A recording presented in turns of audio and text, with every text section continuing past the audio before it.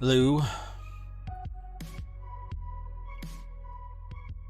Welcome to another ohmTown Daily News Show. This is for December 11th, 2022. Episode 345. Almost done a full year already. Let's get into the news.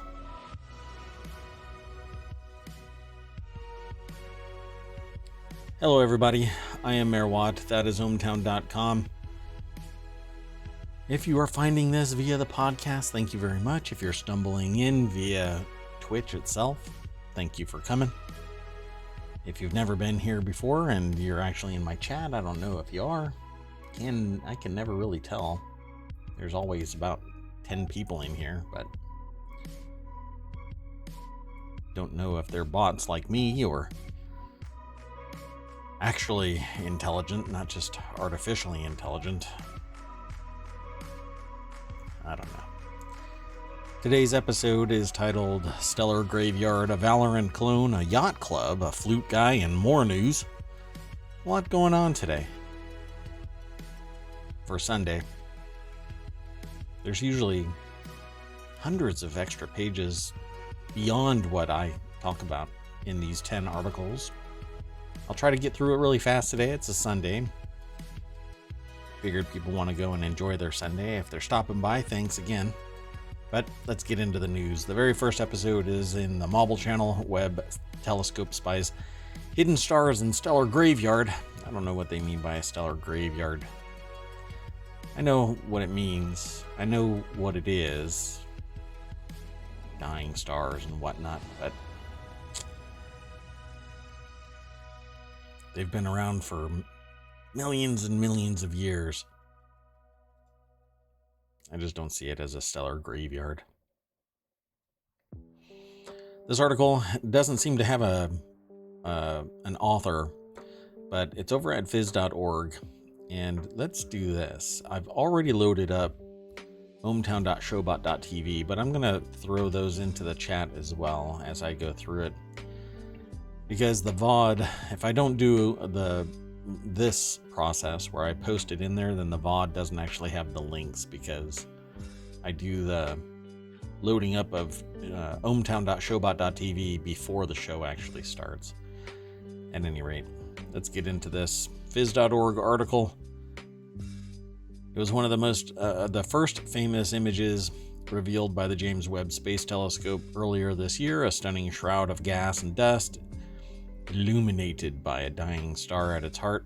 Now researchers analyzing the data from history's most powerful telescope have found evidence of at least 2 previously unknown stars hiding in the stellar graveyard. The Southern Ring Nebula, which is in the Milky Way around 2,000 light years from Earth, had previously been thought to contain 2 stars. One nestled in the nebula center is a white dwarf. Sapped of its brightness, the extremely hot dwarf is less visible of the 2 stars seen in the Webb images released in July. Really? Less seen. Okay. Anyway, however, this binary system, which is it's quite actually common across the Milky Way, does not explain the nebula's atypical structure. Philippe Amron, an astrophysicist at France's Marseille Astrophysics Laboratory, told AFP. Let's see what else is in here. They're close enough to interact with each other, and their exchanges of energy create the nebula's strange shape. So it actually is consistent with the shape of the nebula. That there's 2, and they're interacting, so it's weird that it said that it wasn't, but that's okay. In the article, it actually corrects itself. Maybe I just skimmed too fast, but let's get on with the next article. This next article is over on the Daily News Show. That's this channel, but it's also in ohmTown.com as its own channel. So I take the news across all of ohmTown. It just happens to be that there's a channel there that's also called the Daily News Show. It's where we can talk about some of the news that I talk about here, and you can make comments and all kinds of stuff, actually. Just go check it out, become a citizen. Be sure to follow me over here on Twitch, though. That's where I'm really doing all of my work. ohmTown.com is just a news aggregator for me. I use it all day, every day for the last, I don't know, decade. It's only been public for this year, 2022. It'll stay open for everybody, though. Hopefully you find it a usable, valuable, and effective resource for you. This next article, federal data says Kansas oil spill biggest in Keystone history. There was a recent spill at Keystone, and the article's over at ABC News. John Hanna, Ryan Foley, Heather Hollingsworth from the Associated Press wrote this article, and a lot of things that people don't really discuss, I suppose. Maybe if you're in that sector or have an interest in the field, you might talk about it. But pipelines, particularly oil pipelines, gas pipelines, they need constant maintenance. The material that's flowing through them is destructive and eats its way through seals and damages the inside of the pipe until it can actually leak out, and it happens regularly. Not to mention the earth moves a little bit, and with the underpinnings of the oil pipeline shifting, they can sometimes break there as well. Natural disasters aside, things happen to these pipelines. Well, federal data shows a spill from the Keystone Pipeline this week dumped enough oil to fill an Olympic-sized swimming pool into a northeastern Kansas creek. Yeah, that's the most disgusting part of this. Let me do something real quick here. Topeka, Kansas, a ruptured pipe dumped enough oil this week into a northeastern Kansas creek to nearly fill an Olympic-sized swimming pool, because becoming the largest onshore crude pipeline spill in 9 years and surpassing all previous ones on the same pipeline system combined, according to federal data. Let's see here. The operator, Canada-based TC Energy, said the pipeline that runs from Canada to Oklahoma lost about 14,000 barrels or 588,000 gallons. Is that all?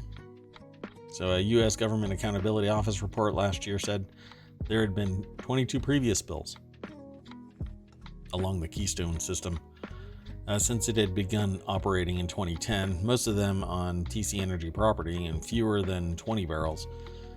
The total from those 22 events was a little less than 12,000 barrels, but this one apparently blew them all away, right? How much?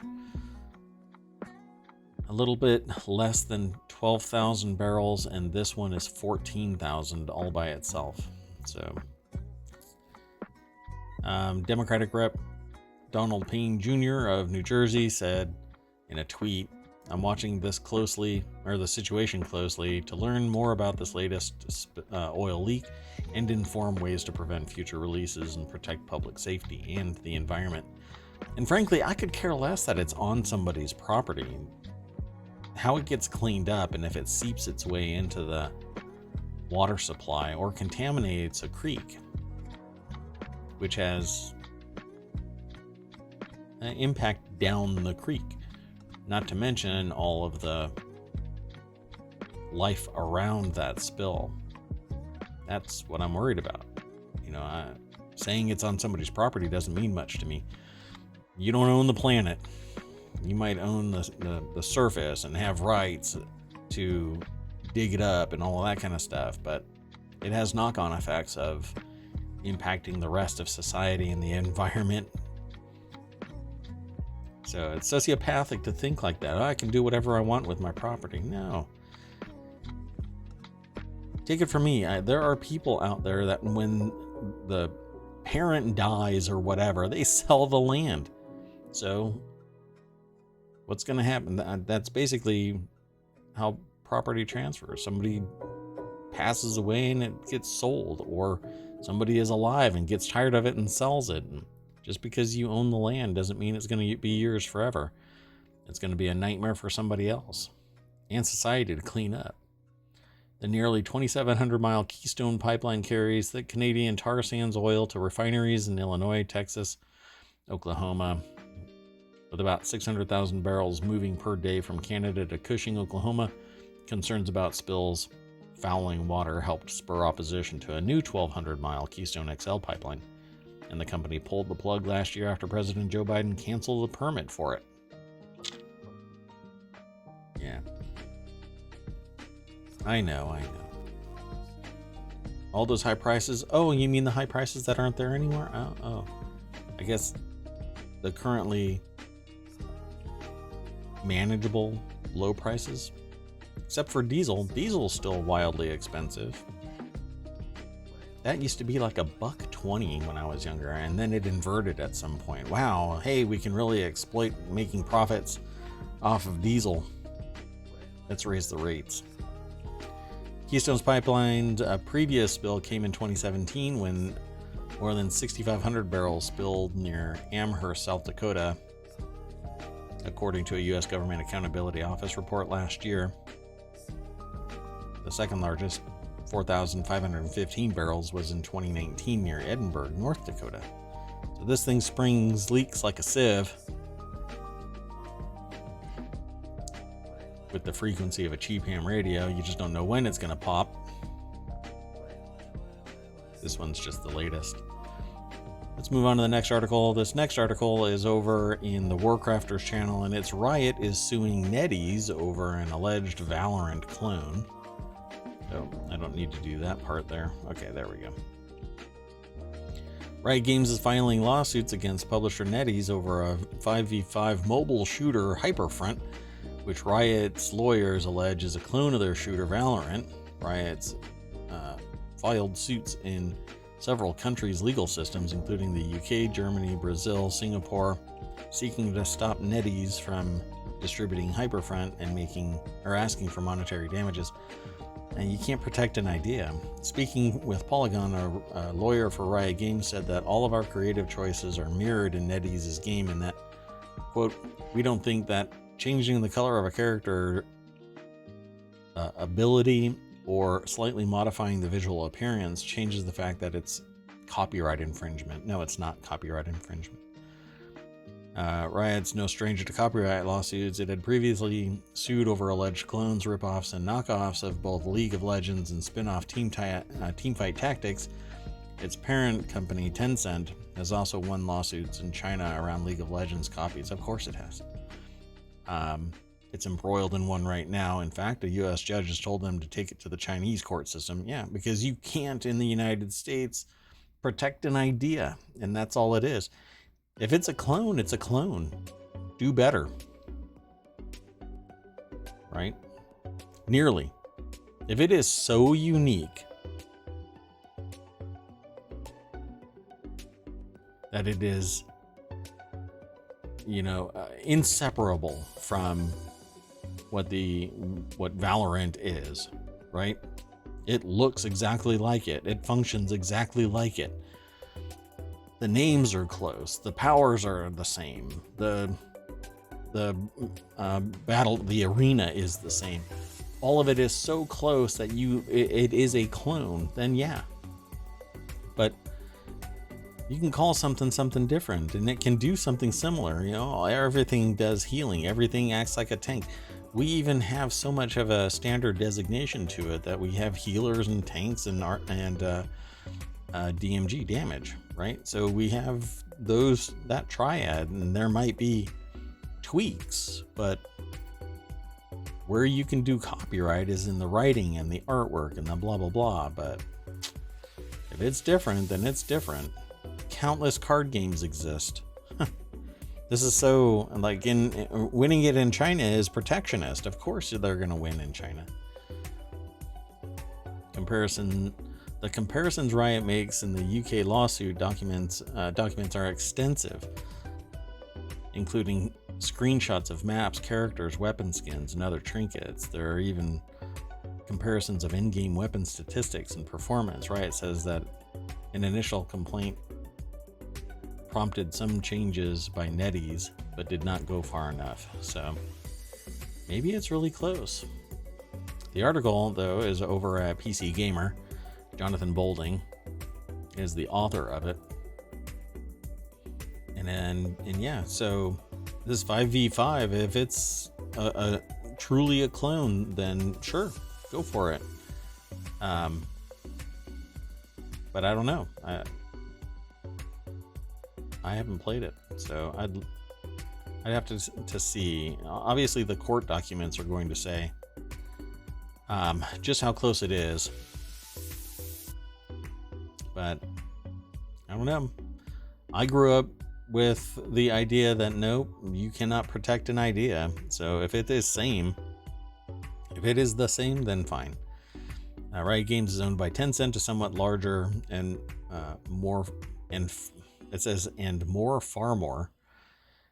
far more well-known Chinese media company. And users on social media were quick to accuse Tencent of hypocrisy.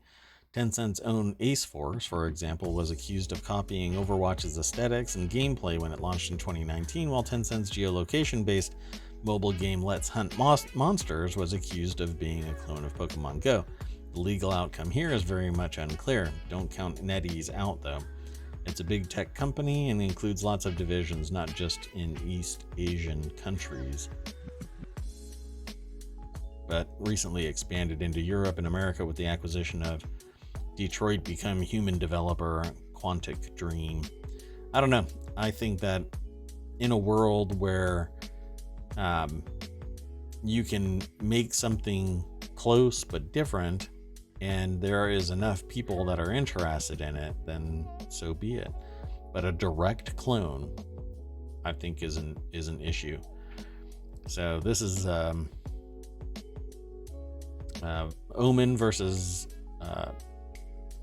Nemesis. So Valorant versus Hyperfront in the screenshot here on PC Gamer. And you decide. Is a person with a cowl suddenly a direct clone? I don't know. Gonna have to dig deeper, I suppose. This will be interesting to take a look at. I'd like to take a better look at the comparison and see. This next article, though, is over in the Hatch Ideas channel, and it's involving Elon Musk. So if you aren't interested in this kind of thing, walk away for about 5 minutes or so. Maybe 5 minutes. This next article is titled Elon Musk says his politics are in the center, but an extremism expert says he's using Twitter to increasingly empower right-wing viewpoints. I agree. I've seen some of the stuff that he's saying, calling for prosecution of Fauci and making,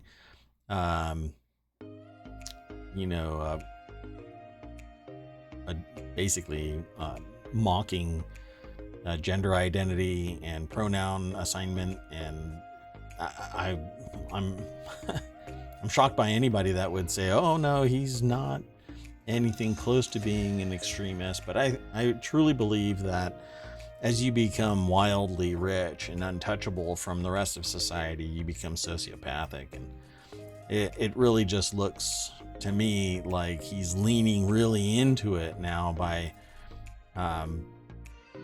the QAnon type of mentality of accusing Fauci of doing anything beyond supporting taking vaccinations so that you can stop a pandemic from wiping out a large portion of society. More people died in the United States than the entire population of Wyoming, and that was a year ago. Now we're over 1 million, I think it is. Yeah, it's insane to sit there and well, here, I'll just put it to you this way. I think that there is more to Musk. He has, in the last 20 years, been given carte blanche to spin up any business, and he seems really well connected, extremely well connected to many organizations. I just have to leave it like that. I mean, you'll have to do some of your own due diligence. But Musk doesn't do this stuff alone. Everything that he has done, he didn't do just on his own. Hey, let me do this. There are subject matter experts, and there's somebody in his cohort that's really good at acquiring grants. And this Twitter acquisition basically removed all oversight, gave him massive ability to surveil communication that normally would have been private within a company doing nothing. The company's intent was, at the time, as far as I know, nothing more than generate revenue. But Musk's connections in various places make me much, much more suspect of Twitter than anything that I have ever seen. I no longer really trust Twitter. That said, it's always the people that are around Musk that make things possible. And I think that he's going to utilize the acquisition of Twitter to spin up what his prized possession has always wanted to be, which is a Chinese style kind of communication surveillance program that he refers to as X. That's what he started with, X.com, way back before he hooked up with PayPal, what turned into the PayPal startup, because there was other companies that X became a member of. And so I think that he's going to try and spin up removing anonymity from Twitter by requiring people, and it's going to be by proxy, right? We already know that there is a telecom surveillance state in place in the United States, requiring people to pin their phone number to what was a formerly private communication, anonymous communication channel, short of an IP address, basically means that everybody who formerly thought that their communication was somewhat anonymous will now have to confirm their phone number, which is directly tied to them. And you can try and have some type of burner phone or whatever, a Google phone number or whatever. There's going to be a forensic trail that leads to an actual human being, which in most cases I could care less about some company asking me to verify my phone number. But under Elon Musk's reign, I trust that about as far as I can throw Musk. And nowadays, I couldn't throw him very far. Anyway, it says here that his politics are somewhere in the middle, but not when you read his tweets, not when you read what his objective is, not when people are sitting there saying that what they are reading, and oddly enough, one side is sitting there going, well, this is really nothing. It doesn't look like anything. I've read some of the things and it doesn't look like anything, but the side that has a vested interest in it being something is calling it a coup or calling it something else. I mean, I don't know how to describe it other than it being a serious issue of the Democrats trying to take over. Well, there weren't any Democrats invading the Capitol on January 6th, so you tell me which one is a coup and which one is somebody asking for information that's harmful to be monitored by the business. If the business didn't want to do this, the business wouldn't do this.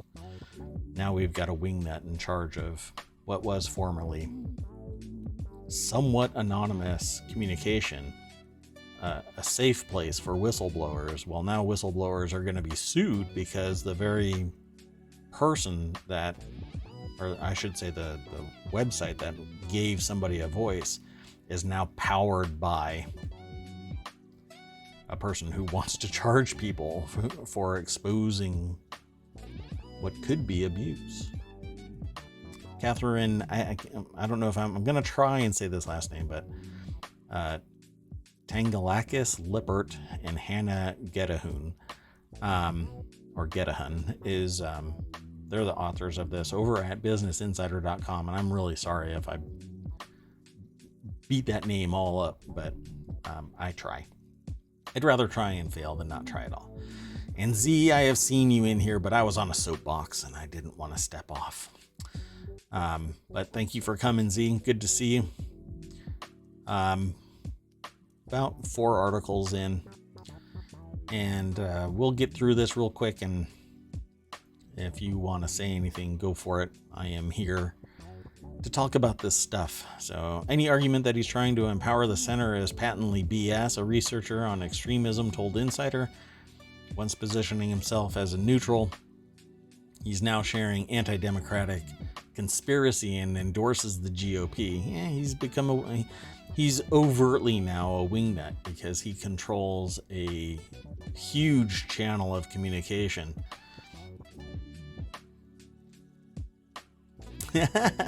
So, as he said, we gave the crazy a microphone again. Yep, really should go back under a rock, but didn't quite happen. And then Z followed up with, on that note, my microphone comment was not about you.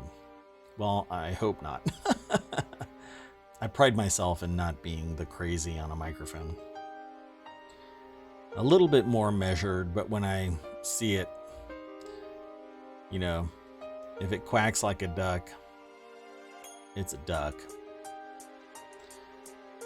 So Z asks if I think that Musk is going to run for president in 2028. I hope not. In fact, he's from South Africa, so he can't be president. As far as I know, he's from South Africa. He was born in South Africa. I don't even know. Yeah. Sure feels like a Trump-style setup. I think he's going to give a voice to the wingnut side of things by unlocking the people that were pushed under a rock for their particularly loud level of overt crazy lies, frauds, just complete BS. And in an effort to protect their own platform, the platform is what silenced I was going to say bullshit, but okay, bullshit. They were going to suppress the bullshit. They didn't want that. Why? Because advertisers, and look, when the crazy comes out, advertisers run. You're only going to get the MyPillow wackadoo guy out there. Well, good luck paying the bills. Here comes Parler. Anyway, on November, he called on independent-minded voters to vote Republican to curb a Democratic majority. While such an endorsement may seem commonplace in today's political landscape, critics warn Musk's widespread influence and increasingly conspiratorial posts appear to be favoring far-right extremism. Yeah, pretty soon at some point, you're only going to be able to be a Republican to get on SpaceX flights off the planet.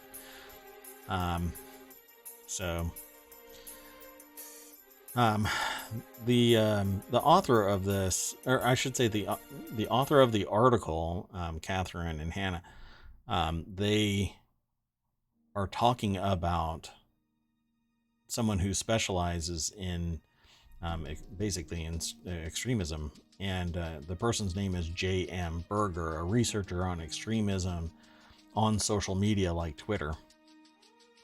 And that person says that they think that Musk is intentionally empowering right-wing extremists. Why?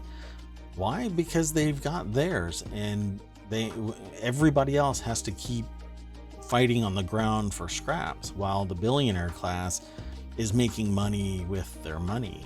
And I think that's really it. Follow the money. And public money is what made SpaceX possible. Was it the only way to get into space? No, we've had landers go to the moon and come back.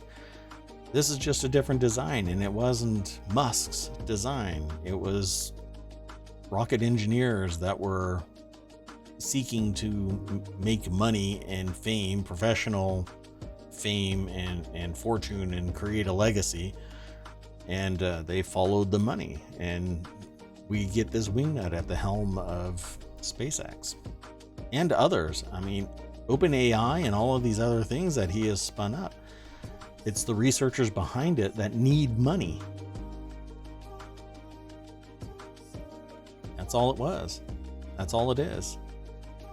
And like I said, his level of connections, if you read about Musk, his level of connections, that is what is fueling taking public money and giving it to private people who are doing fundamental research, both in academia and in private commercial endeavors, and capitalizing on it, and then reselling it back, licensing it back to the government. That's how it works now. You know?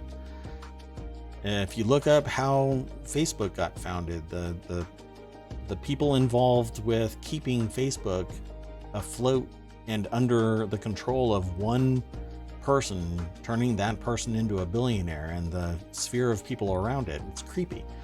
Same thing with Google. Google was a DARPA project. And SpaceX is hooked up the same way that Facebook was. And it's just creepy when you start looking at it, when you peel back the layer of the onion. And I start sounding conspiratorial, but when you start looking behind, the door, where I say you got to shine a light on all of this stuff, because transparency is what provokes a trusting response by the public. When you start doing shady shit, like, I don't know, privatizing Twitter and then going full wingnut, that makes people want to head for any other direction. You don't have to go home, but you can't stay here, because if you pay attention to what's going on Twitter, you're going to start crying like that onion after the first layer is opened up. Well, this person is saying, Berger, by the way, Berger, that person is an extremism researcher, and says Twitter is opening up more to the wingnuts. It's demonstrably false what people are saying. Kanye West, for instance, MTG, the Marjorie Taylor Greene. I hate the idea of giving that person a 3-letter name. They deserve a 4-letter name. But Andrew Tate, another wingnut. Babylon Bee. Satire in the form of wingnut. Or I should say, wingnut in the form of satire. Each of which banned for posting anti-Semitic, misogynistic, transphobic content in violation of Twitter's policies. Free speech is not something that is bound within a private business. It's I've said it before, I'll say it again. People need to learn this. Your First Amendment, free speech, is not bound as a control from a business. It's pressed upon the government. It can't do X, Y, and Z. Whereas a business, if it doesn't want you sitting in there with no shirt, no shoes, no service, there's the rule.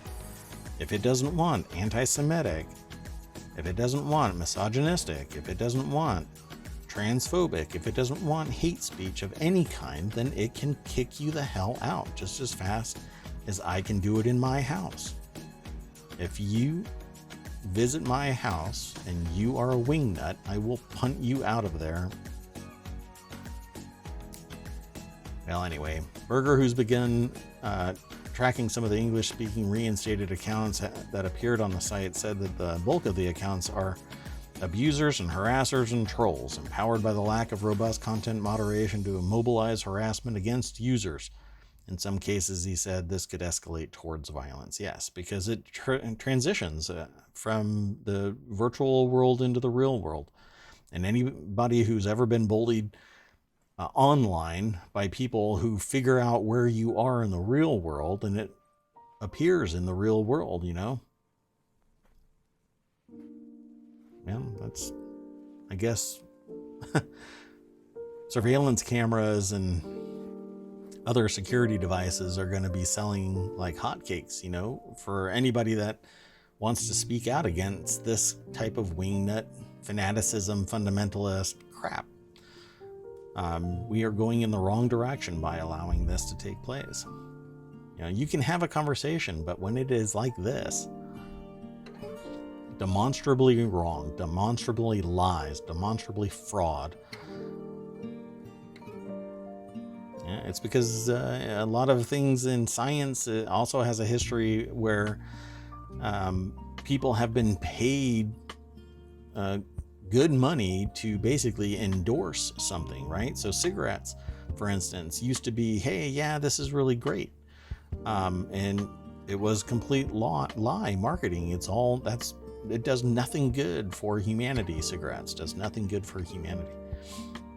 You know, milk makes the body good. That is actually marketing. That's not actually the facts. It doesn't necessarily do anything bad, but humans are lactose intolerant.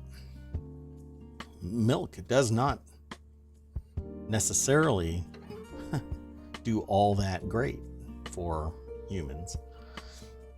We can drink it. It gives us some stuff, but humans are lactose intolerant after, you know, maybe a year.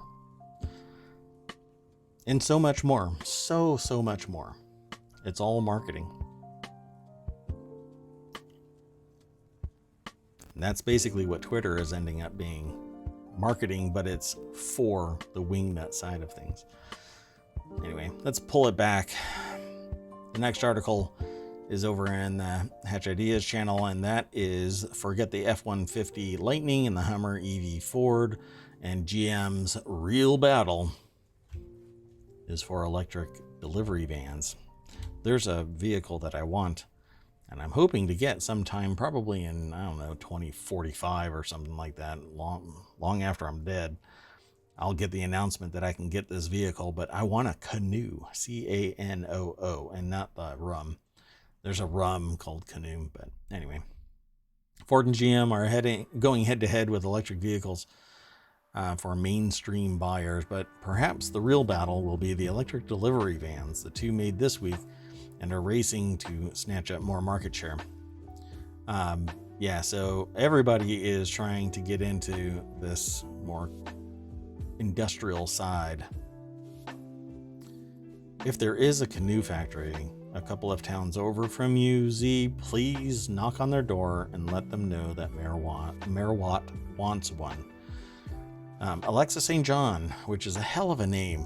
That just seems like they should be in the billionaire class, and maybe they are, and they're writing for businessinsider.com. Just head over there. That would be great. I will buy you a gift card for, well, I don't know what you're into, Z. You'll have to let me know. If you're a vegetarian and I buy you a steak dinner, it's probably not going to go over too well. So yeah, Ford and GM are going head to head with electric vehicles for mainstream buyers, and there are so many others that are out there, but Ford and GM are really juggernauts out there. They are worth more than, let me just say that they're bigger in terms of total ecosystem than Tesla, but Tesla is valued at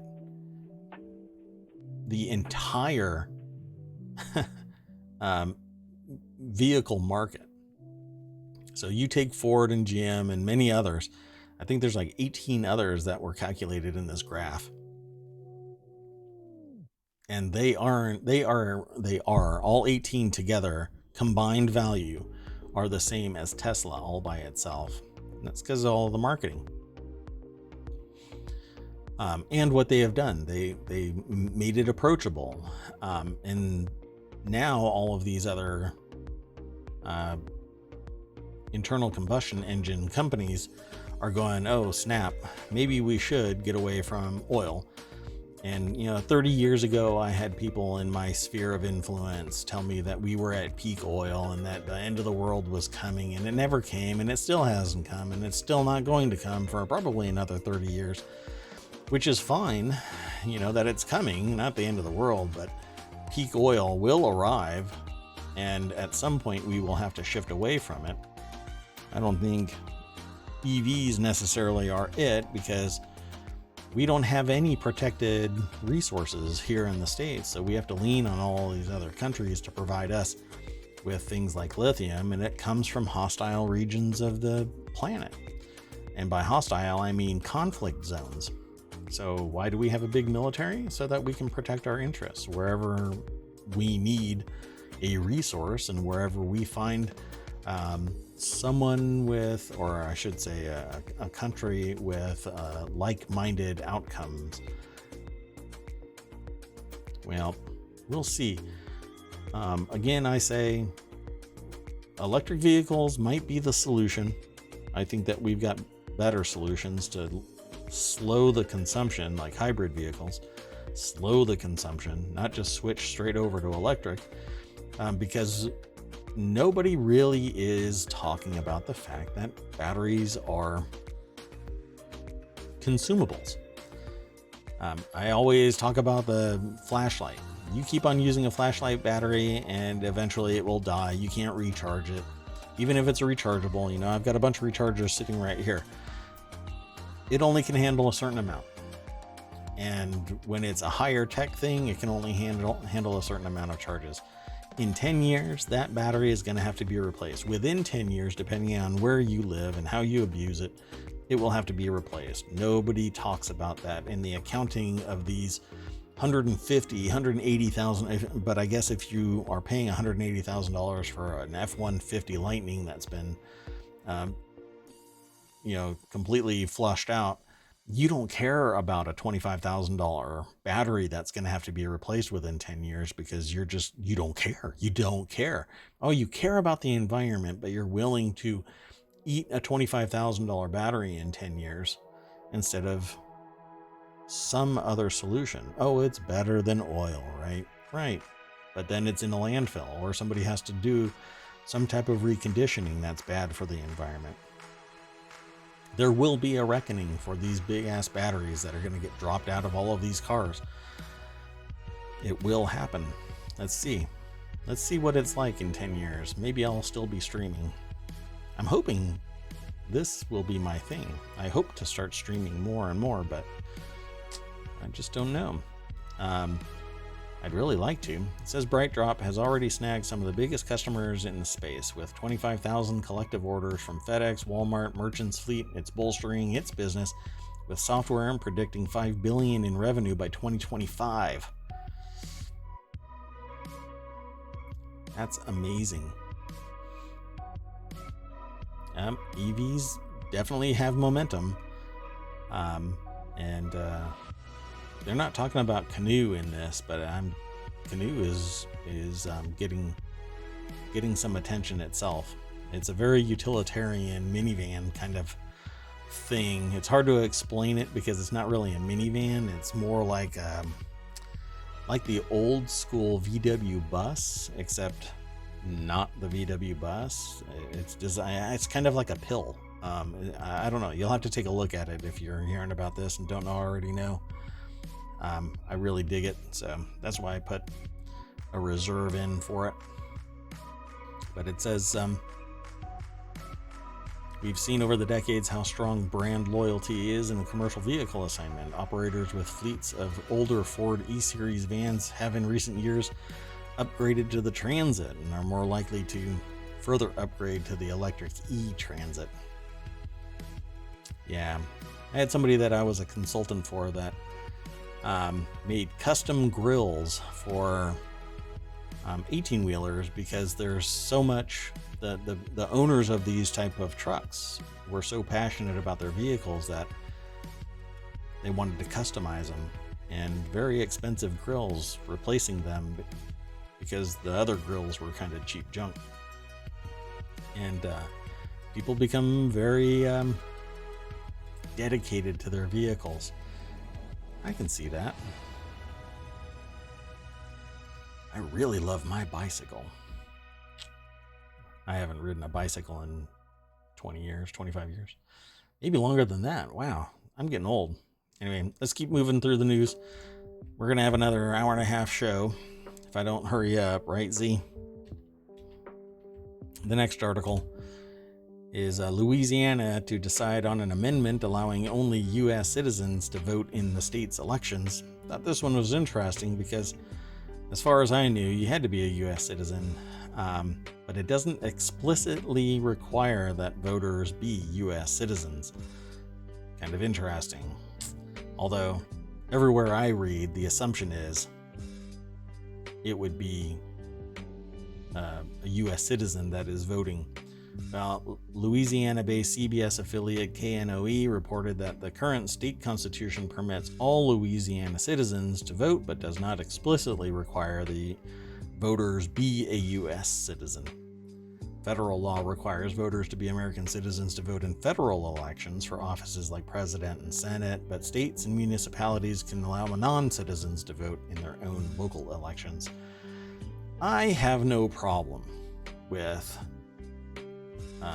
an entire country saying, yes, let's be unified that only U.S. citizens can vote. Mainly because if there is some external influencer somehow getting into the U.S. and voting for their particular interest, it can be a polar opposite. It could be, what do they call it? Agent provocateurs. Going into Louisiana and disrupting things somewhat en masse, although it would become pretty obvious if there's something hinky going on. So I don't know if this is really an issue of an issue or just a problem seeking attention that it doesn't really deserve. They must have detected something, but Jared Gans over at The Hill is the author for this. And it says here that no part of Louisiana currently allows non-citizens to vote, but the amendment would prevent any municipality or the state from doing so. So, like I said, it was a non-issue. Let me just say that again, right? This isn't an article about something that I'm not getting, is it? It says right here, no part of Louisiana currently allows non-citizens to vote, but the amendment would prevent any municipality or the state from doing so. So it is saying in this article that Louisiana doesn't have a problem, but just in case some area in Louisiana says, hey, you know what we should do? Let's open it up completely to non-citizens so anybody can come into the country and just start voting away. All right. It says here down at the bottom, though, that several towns in Maryland and Vermont allow non-citizens to vote in local elections. New York City passed a law to allow non-citizens to vote last year, but the state Supreme Court struck that down, ruling that it violated the state constitution. Yeah, it doesn't make sense to allow just anybody to vote. Scoot something over a little bit. Yeah, I went the wrong way. Sorry, there you go. At any rate, let's keep on hustling through the news. That's kind of you to say, Z. Let's keep going, though. What do you think of these articles so far, huh? The company behind Bored Ape Yacht Club, NFTs, is being sued for using celebrities to promote their products. I'm not sure why this would actually matter. The firm behind Bored Ape Yacht Club is being sued for not disclosing celebrities' involvement. The lawsuit alleged that Yuga Labs manufactured celebrity endorsements and misleading promotions. Celebrities that have been named are Justin Bieber, Serena Williams, Madonna, and Gwyneth Paltrow. There have been others, though. Maybe it's in the article and they just put this in the snippet. A class action lawsuit has been filed against Yuga Labs, the company behind Bored Ape Yacht Club. on behalf of investors who claim it failed to disclose the alleged involvement of celebrities in promoting and selling NFTs, according to court papers. I don't know just how much that's going to matter. Sam Tabararidi is the author of this article over at businessinsider.com. There were other celebrities that were named in this, and let me see. I'm going to scan real quick to see if it actually goes into greater detail. Plaintiffs Adonis Real and Adam Titcher have been investing in Yugo Labs NFTs since April 2021 per the court papers. That is such a long-term investment. My God. And the complaint alleged that billions of dollars were generated in sales and resales through manufactured celebrity endorsements and misleading promotions, and at no point did any of the defendants register these securities with the SEC. I didn't think that they were considered anything that could be monitored by the SEC, but okay. Dozens of other celebrities are named as... there we go, yeah.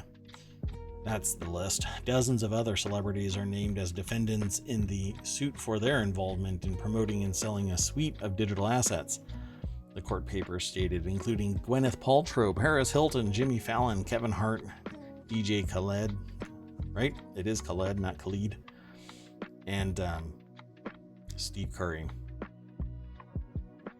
The unique selling point of Yuga Labs NFT collection, called the Bored Ape Yacht Club, is the NFT's owner becomes members of an exclusive quote-unquote club that included these celebrities. Sure, I know that I can hang out with these people. Yeah, I gain provenance because they too own digital BS. Yes, that's right. I called NFTs BS. Attach them to a physical product or good and not some digital element, and maybe they actually become something more. But when I can do a screenshot of something and put it as my wallpaper and be able to enjoy it, then the NFT is just junk. I don't know. I opened up an account once to look at stuff to see. It costs money to put up an NFT. Maybe somebody will find it interesting. I'm waiting for a lawsuit about AI generated art not actually being able to be copyrighted. You can't copyright machine generated artwork because there's no human involved, so only a human can own a copyright.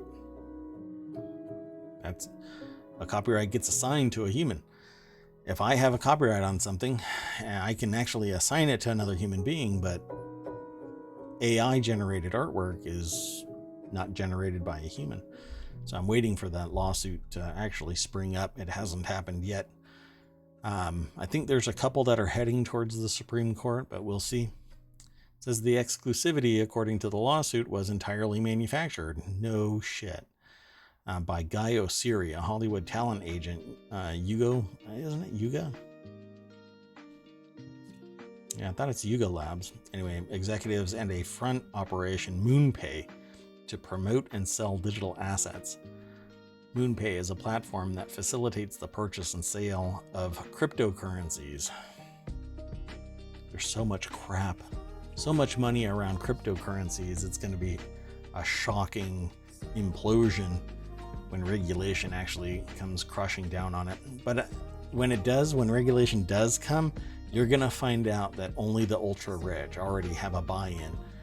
Just like with e-cigarettes, big money was involved in capturing and regulating it so that not just any old Joe could sit there and sell e-cigarettes because there were health issues related to it. It's a whole lot healthier than cigarettes, that's for damn sure.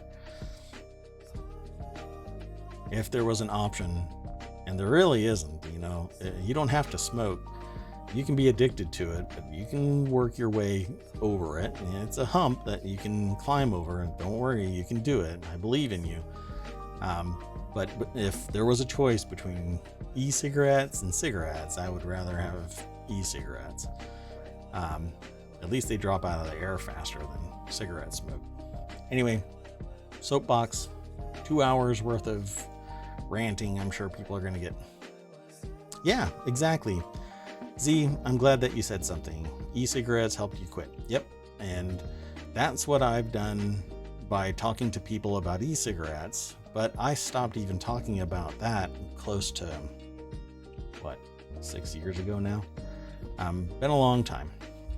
Actually, 8 years. I think it's 8 years since I stopped talking about it.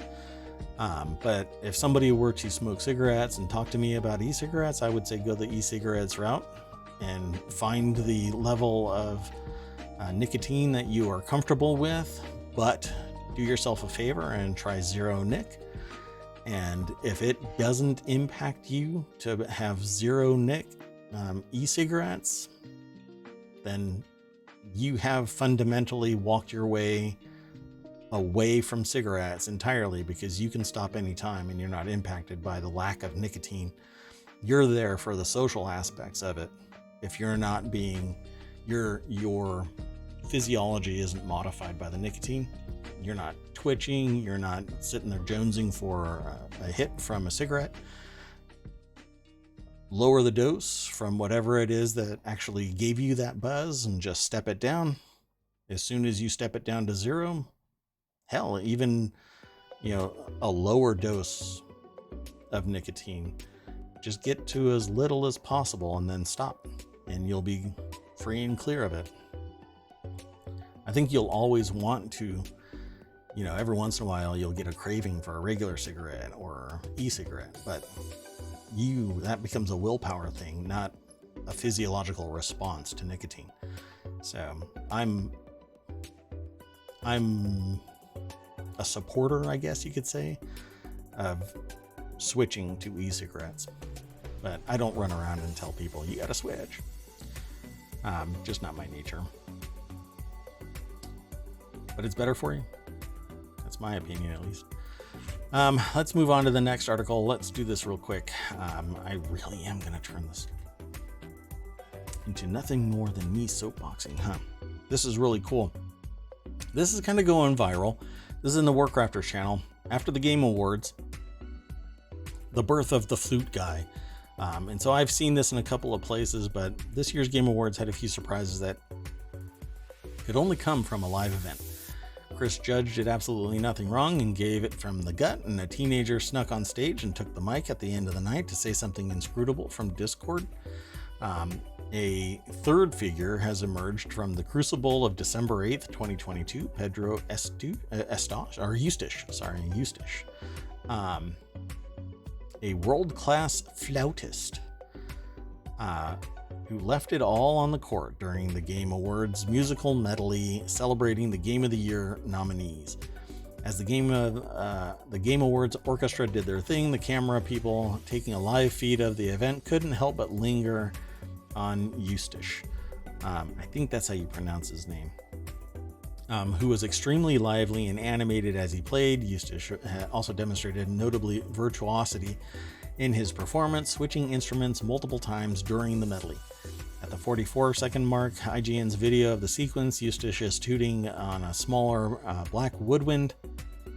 10 seconds later, in a wider crowd, you could observe him swapping to a large curved flute, and by 1:11, playing a different instrument. And yes, I've watched this, and here's a little picture of him. He has hair that I am jealous of, and playing multiple instruments, that too makes me jealous, because I know how to play nothing. I am a talentless hack, and this guy is just, or this person I should say, this person is just blowing out all the stops, and just crushing it, and very animated. I would play the video, but it's IGN's video, and I always seem to get in trouble. At any rate, very animated, very personable, high energy, just really in the moment, and I think that it's awesome. I always appreciate a good musician, really passionate about their art. It's kind of like the guy from back in the day, there was a drummer that was just all over the place, right? And people just ate it up. So in this one sequence, if this person didn't see themselves as being successful in their career, it's coming for you. People are going to be getting in touch with you like nobody's business.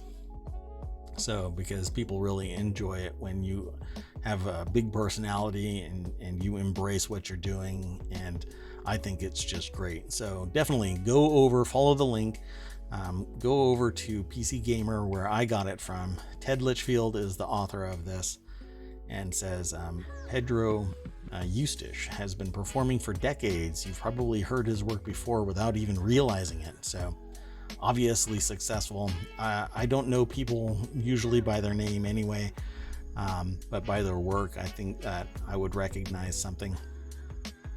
And I think that this is just amazing. So go and check it out for sure. I'll just tease you into going over there. It says, "Hi, this is Pedro Eustache. You guys know me as Flute Guy," he begins. So he did a short video responding to the attention already over on YouTube, apparently.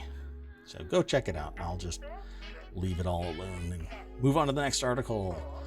This next article is in the Smack Talk channel. 2 mystery Macs appear in Steam's hardware survey. This is always interesting to find when somebody's telemetry is providing a sneak peek at what might be out there.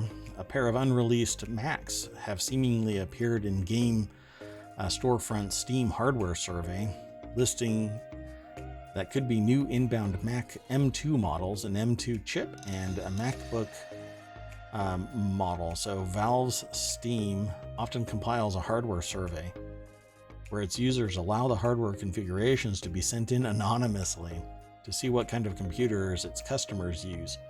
Well, apparently somebody's been exposing themselves.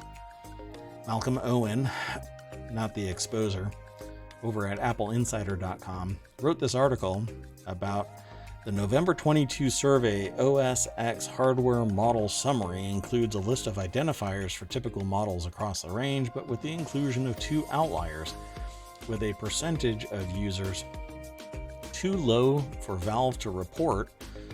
There are listings for Mac 14,6 and 15,4, and listings were spotted by Mac Rumors. Could potentially be new Mac models on the horizon, and for one of them, not the first time it's surfaced. A reference to the 14.6 was spotted in Apple's code in July, along with the 14.5 and 14.8. So do we know what they are? No. In November, a Geekbench result for a device identified as 14.6 surfaced, with the configuration apparently featuring 96 gigs of RAM. So we're heading towards server size. Like, you can get personal computers with 128 gigs, but it's kind of prosumer, so you can count on this thing being another $10,000 device. It was also running Apple M2 Max, which has a 12-core CPU running at 3.54 gigahertz. It is entirely possible that the Steam survey listings are genuine. It's plausible for Apple engineers to be using the storefront for testing purposes. However, there's also a chance that the listing is fabricated, curated by someone wanting to put the rumored hardware on the list. So, obviously, most servers have much more. The servers that I work with are in the terabyte range. So, it's something that is titillating, you know. So there are people out there that are just mining for this gold, and sometimes they find it and they post it somewhere and it gets some attention, and then there's no way to know what that really is until it actually shows up somewhere in a retail channel. So one long-awaited model is the new Mac Pro, the last in the catalog that does not have an Apple Silicon variant available. But it's more likely that the Steam listings are for one of the more mainstream models. So I guess we'll see. This, like all things, just takes time for it to be fully disclosed. And now I'm going to end with one that I'm going to preface with, be careful reading this title. I'm I'm just going to leave it there for a second for everybody who might be watching this as a VOD before I say it. Might get me kicked from a channel when I show it. An 11,000-year-old carving of a man holding his junk while surrounded by leopards is the earliest known depiction of a narrative scene. That's right. It says penis, but I'm going to say junk. Because I'm a child with a YouTube channel, apparently. God, I can't even say that. That's going to get me in trouble. Oh my God. Okay, anyway. I am an adult, but I'm being a goofball. God, I can't walk this back, huh? I'm just screwed. Okay, anyway.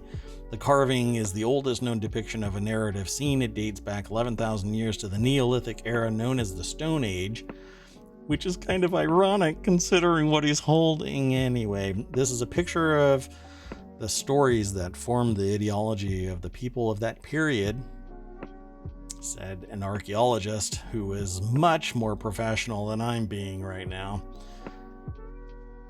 Okay, let's go over to the article. It's over at Business Insider. I'm sorry. I am not to be taken seriously. Aliyah Shoaib, I think is their last name. And yeah, it's a carving of a, I don't know, it's not a figurine. It's like a frieze. And on either side of humanoid is leopards. And that humanoid is totally holding his penis.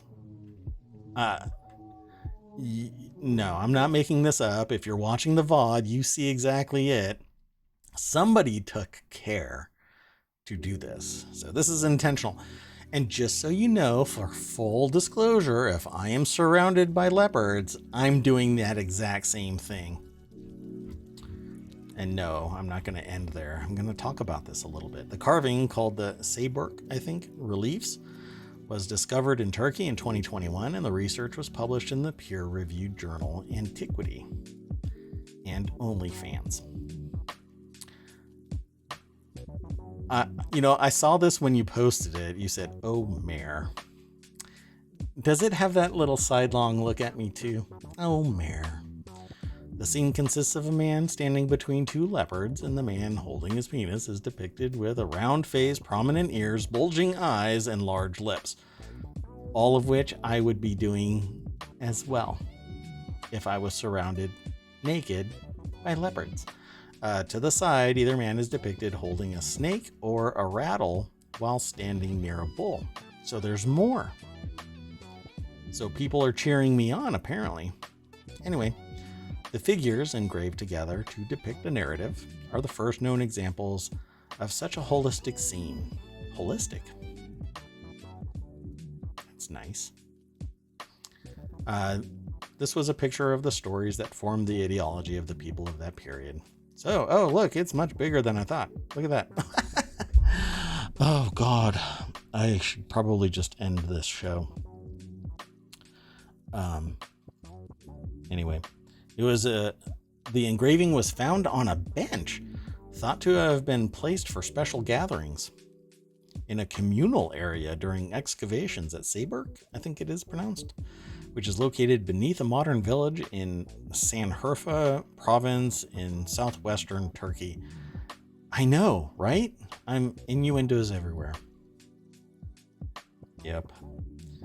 I could probably never be an archaeologist because I would be cracking jokes, or it would be much more entertaining to be an archaeologist around me. In the carving, emphasis is placed on predatory and aggressive aspects of the animal world, researchers said, such as depicting dangerous features, such as teeth and horns. I don't know if that's the dangerous. You think that's the dangerous feature? I'll scroll back up a little bit. It's so profoundly demarcated in this picture. Like it's the only thing that is in a deeper 3D relief, right? It could have just been etched the same way as the other person. Maybe it just didn't get done. maybe the other person as well, because there are other people on the other side of the leopards. Maybe that relief didn't get cut back far enough, and so what we see is a half-done work. It certainly looks like that to me, like it just wasn't completed. But this is pretty interesting. Anyway, what do you think? It constitutes the earliest known depiction of a narrative scene and reflects the complex relationship between humans, the natural world, and the animal life that surrounded them during the transition to a sedentary lifestyle. I don't know. Sitting around holding your junk is pretty sedentary today, too. This is the earliest known form of modern life. Ta-da. And that's where I'm going to end the show. So, as much as I should probably not admit it right now, I am Mayor Watt, and that is ohmTown.com, and you too would be able to see all of this news if you visit ohmTown, and it will take you to all of the resources that I gather up into my news aggregator, which is ohmTown. 6 categories, 50 channels. Z, you hung out with me again for most of the show. Thank you so much. I love it when you're here. Thanks for throwing in your comments. You are awesome. I will see you tonight as well. Okay, I'm out of here. Ciao, everybody. Have a good rest of your week. This is the weekend, but for some people, it's the week. Monday starts just a few hours from now. Stay awesome. I'll see you tomorrow. Bye-bye.